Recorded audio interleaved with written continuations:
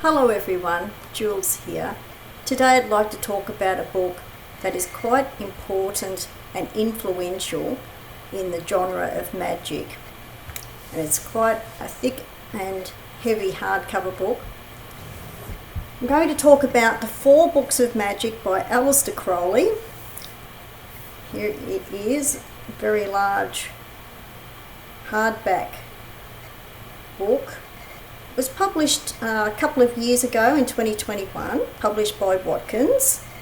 Quite a thick book. It is 750 pages. And I wanted to talk about this today and talk about what is in this book to give people an idea of not only what is in the book, but why it is quite an important and influential book. And to talk about what's in the book for people who may be considering getting this book.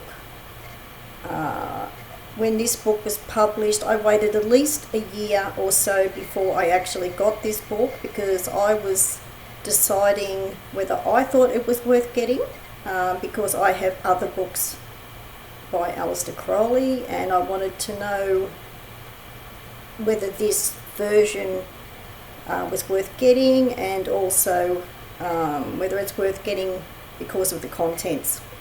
Now, this book is edited by Stephen Skinner, who is a very highly regarded academic and expert on magical grimoires. He also wrote the book in recent years about Splendor Solis, the alchemical book, and that was quite beautifully done. He's written many books about Magick. He's very well regarded as an author. He's a long-term practicing magician as well as an academic.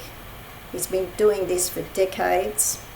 And it's interesting for me to note that he's also originally an Australian. So I'm quite interested in that as well. So I'm going to put this book down because it is quite thick. So while I talk about what is in this book. Now, it's called 4 Books of Magick because there are 4 books in here, divided into 4 parts. So that's why it's called 4 Books of Magick. So I'm going to talk about what is in this book as each book and each part. So part 1 is book 1. So when I'm going to be saying part 1, part 2, also think of that as book 1, book 2, and so on. Just before part 1 starts, there is an intro and commentary by Stephen Skinner, which is very well done, and it's really interesting. It's great background history, not only about the 4 books of Magick itself, and each of the separate books are all written about in the introduction. Oh, by the way, this book also has commentary and notes at the bottom of the pages all the way through. They are quite fascinating as well. So I think I have been very impressed with how this has been put together, how this has been edited, and there's things in the notes that I haven't seen before. And I've been reading these types of books for over 20 years, and there's some little snippets of information that I was not aware of. So this has been really well researched. So you have the introduction, which is great reading and commentary. Then you have a chronology, a chronology of the life of Crowley. which is really quite useful and really important because historical context is everything. So that is really useful. You've got a list of the illustrations. Then you've got all the contents listed. So that's at the very beginning. Then you go into part 1, which is, it's called meditation, this one, in this book. But in other books it's been called, part 1 or book 1's been called mysticism. And that's because this is about yoga. And this may surprise people, but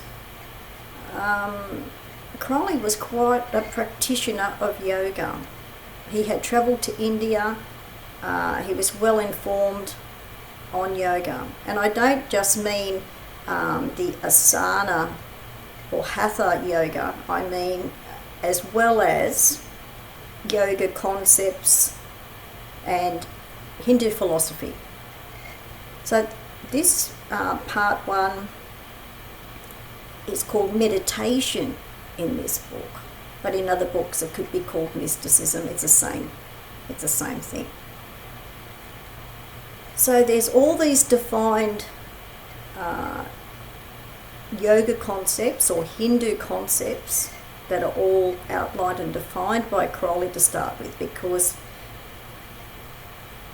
after the Golden Dawn disbanded and after he parted from the Golden Dawn, that was one of the first spiritualities that he wanted to look into. He was always quite interested in mysticism.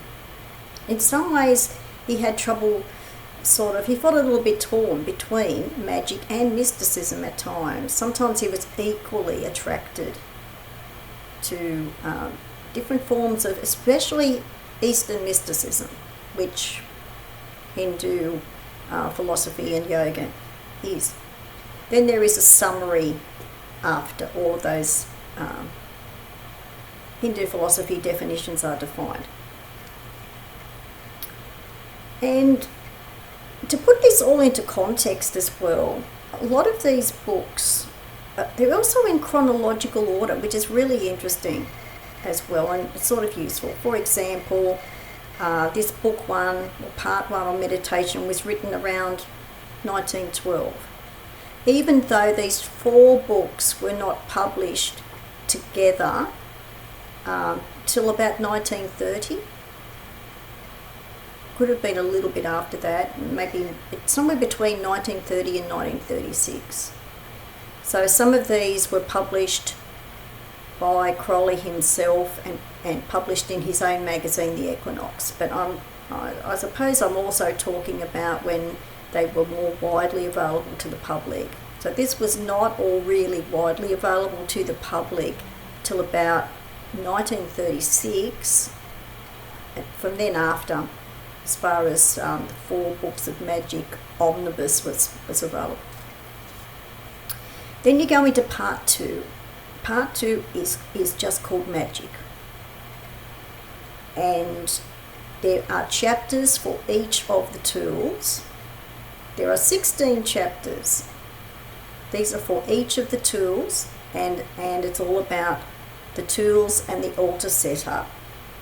So I have printed out a couple of pages, not from the book itself, but from other copies that I have. So for example, there's the circle.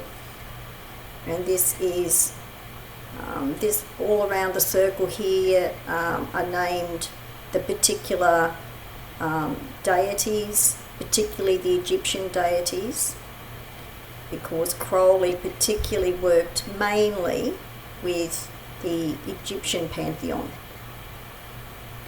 So this is his approach and his design of the magic circle.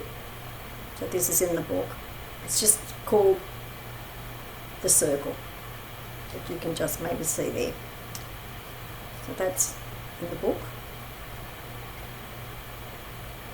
in the chapter on the circle. He also has a chapter, I'm pretty sure it's called the Pentacle, and For people who watched my last, I think it was my most recent video before this one, about Enoch and Magick, in that book there is also this same picture of the sigillum pentacle designed by John Dee. That is in the book. On my previous video about Enoch and Magick, that was written by Crowley. So his two greatest influences were John Dee and Aleister Levi.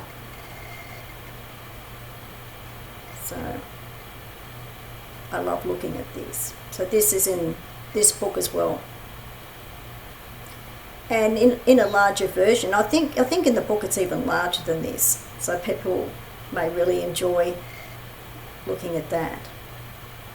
So that's in the chapter called the Pentacle.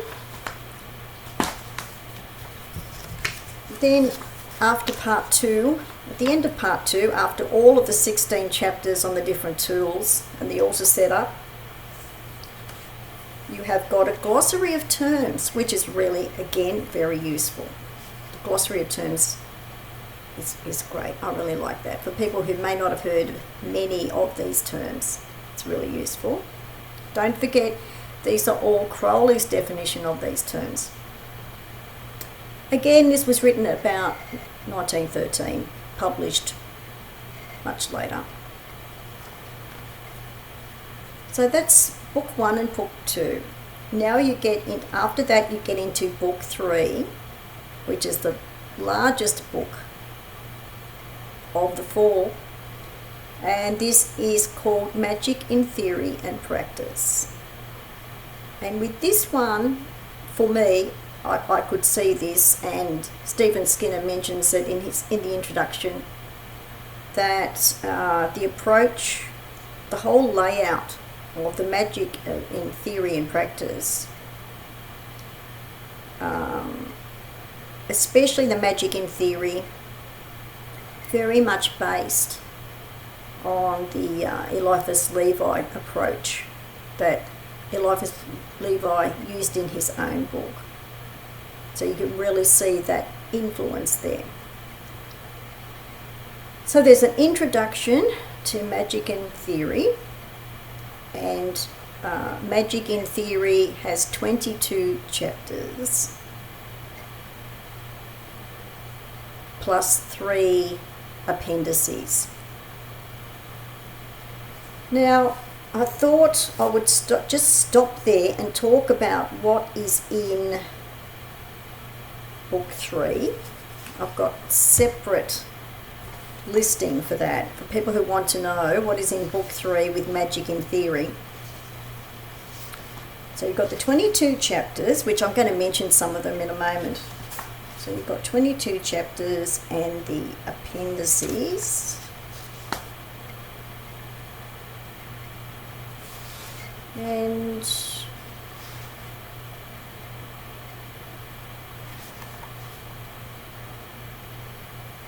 okay, I'm going to talk about some of these because there's not all 22 chapters. I'm going to talk about things of note of the 22 chapters of Magick in Theory. So you've got the contents, you've got a hymn to Pan. It starts off with that, the great poem by Crowley. Then an introduction. Then it starts with the chapters. So for example, there's 22 chapters, and it's a bit like the Major Arcana, the way that they're numbered in here. So you've got a chapter 0 in here before chapter 1. So chapter 0 is the magical theory of the universe. Chapter 1 is the principles of ritual. Chapter 3 is the formula of the excuse me, I can't talk today.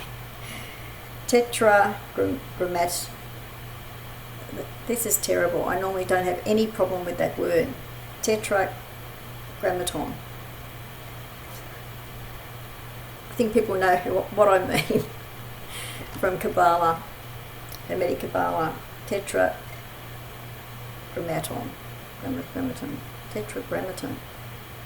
Tetragrammaton. Okay, sorry about that. Then we have chapter 6, which is the formula of the neophyte.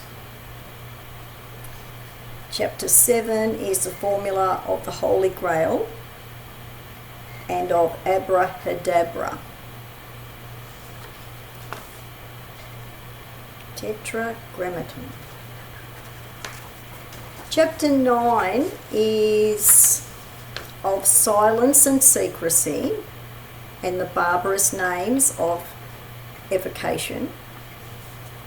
Chapter 11 is the Lady of Babylon and the Beast. And chapter 13 is banishings and purifications. Chapter 14 is the consecrations.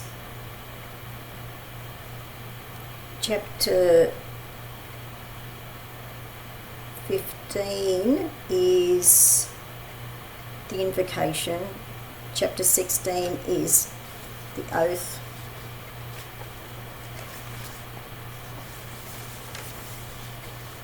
Part 2 of chapter 16 is the charge of the Spirit. Chapter 17 is called the license to depart.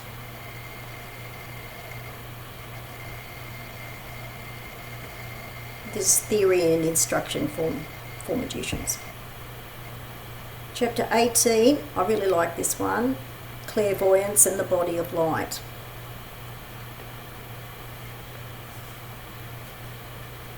So I find that one really interesting because it's to do with the astral body, the development of the astral body. Chapter 19 is dramatic rituals. Chapter 20 is the art of alchemy.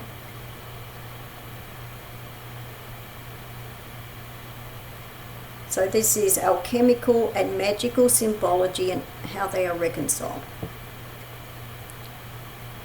Chapter 21, and this is really 22 because we had the chapter 0 at the beginning, so that's why there's 22 chapters. But he's calling this chapter 21 because you had a 0 in front of chapter 1. Okay, I'll have to call this chapter 21. Chapter 21, the main types of the operations of magical art and powers of the Sphinx. That to me has a French esoteric approach as well, because that is very much to do with Eliphas Levi and also Pappus, because Crowley had quite a high regard for Pappus as well. This is all to do with the French esoteric approach. Then you have the appendices.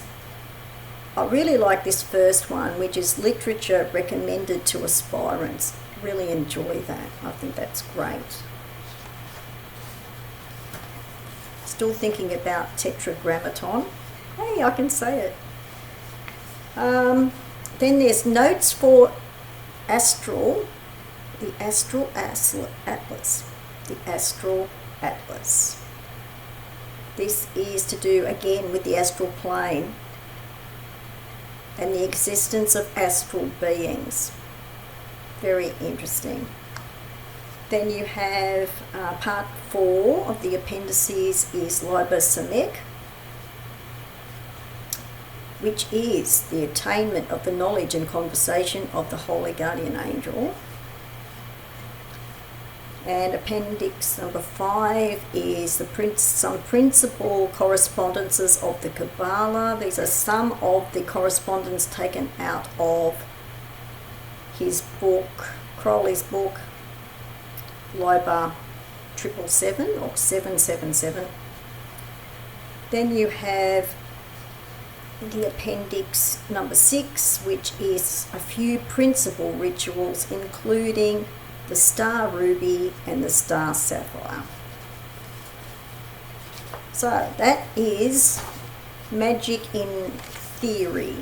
This is part 3, or book 3, which is the largest of the books. And that is also sort of leading into Magick in Practice, because Magick in Practice, the first part of most of all of that, the 22 chapters, and the first 3 appendices are all Magick in Theory. Then Magick in Practice of part 3 is the appendix 4, 5, 6, and he sets apart number 7, because number 7 is to do with meditation or magic. I find that really interesting. Crowley really was really the founder of modern magic, because no one was really talking about meditation or magic until then. It just weren't. It just wasn't even thought about. So this is why this book is influential, because it did influence everything that came after. He's really the father of modern magic. So yeah, I was just having a look at the appendices again, but I've mentioned the most notable things. Then you finally go into book 4, part 4, which is the Book of the Law. And the Book of the Law was received in about 1904. So that one is not in chronological order, but it is in chronological order if you consider that it wasn't actually published. This was published not until about 1936, so that was the last one to be published, really. So that's chronological in that way. Even though the reception of the Book of the Law by Crowley in Egypt was 1904, which is earlier than these other first 3 books. Well, Magick in Theory, by the way, was written in about 1930. So you've got Book 1 about 1912, it was written. Book 2 about 1913, it was written. Book 3 about 1930. Book 4, written in about 1904, but published later, 1936. So Book of the Law has 3 chapters. It has the Steel of Revealing, which is the basis and foundation of the whole thing. That was all to do with the reception of the Book of the Law by Crowley in Egypt. You have the timing of revelation. The timing of the revelation, there's 4 astrology charts drawn up by Crowley. Crowley was a first-rate astrologer. He even wrote an amazing astrology book. So he drew up 4 astrology charts, for the timing of the revelation that was received as the Book of the Law. Then there is the summons itself, which is the wording of the Book of the Law. Then he includes a background of his own life, like a timeline, leading up to his reception of the Book of the Law. So that's all Book 4, Part 4, there at that stage. Then after all of that, you have the bibliography, you have a bibliography, and an added index. I'm fairly sure there was no index in previous versions of this 4 books of magic. Well, I think I've said most of what I want to say about what is in the book. I am quite impressed by this book. I'm quite impressed by the version. Most of the books that are published, particularly the hardcover books, versions published by Watkins, I have been quite impressed with. I'm very impressed with this one. This is also known as Liber ABA. I might lift this up again for one more brief time. Love the artwork on the cover. I love the fact that it's a hardcover book. I think this book is absolutely worthwhile, and this particular version. I think it's great that it's hardcover. I don't have many hardcover books, but this one was really worth getting in hardcover. I'll put that down again. It's not all that heavy, it's just a little bit awkward because of the size. Strangely enough, it's not too heavy, even though there's 750 pages. I think the choice of paper is a really good choice, because it could have been heavier than that.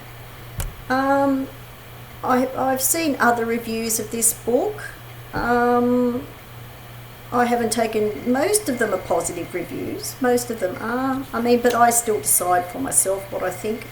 I've got quite a high regard for Stephen Skinner. As soon as I could see that Stephen Skinner was the editor and commentator, I just had to look at it more seriously and decide to get it, which I have, and I'm glad I did. I think this 4 books of Magick really contains the essence of the theory and approach, not only of Crowley's Magick, but I think the whole approach of his thought and concepts, and dare I say, even spirituality. That is why it is an influential book. It influenced everything that came after. I can completely understand why. For those reasons, I think it's an important book. I think it's worthwhile getting. But then again, I am interested and quite fascinated with the writings and ideas of Crowley. Some people may not, some people I think focus too much on the image, personal image of Crowley, but I think to me, it's the work of Crowley is more important than that. Okay, well, I think that's all I really need to say. I will put some comments below the video as well. But I particularly wanted to talk about this today because I have been and I am really quite impressed with this book, with this particular edition. So, Aleister Crowley's 4 books of Magick, edited by Stephen Skinner. I'll put some details below the video. Thanks for watching. Bye for now.